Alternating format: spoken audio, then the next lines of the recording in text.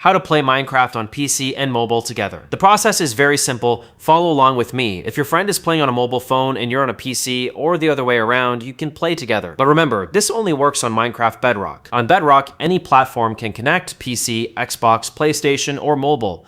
Everyone can play without issues. For Minecraft Java, the process is more complicated, and I won't cover that here. The first thing you need to do is link your Microsoft account. Go to Settings, then Account, and connect your Microsoft account. After that, open the Play tab, go to Friends, and add each other using your gamertag. Send a friend request and ask your friend to do the same. Once you both accept, your friend will appear online whenever they have the game open. Now, one of you needs to enter the world you want to play together. Before entering, click Edit World and make sure the multiplayer option is enabled. When one of you enters the world, the other will see the option Join Friends World in the Friends tab. In my example, I'm using two of my own accounts, one on PC and one on mobile. If I enter the world on PC, I can join from the mobile device too. It works the same way with any friend. In short, just link a Microsoft account and add your friend inside Minecraft, and you'll be able to play together without problems. On Java, you would need to create and host a server first, which is why that process is more complex.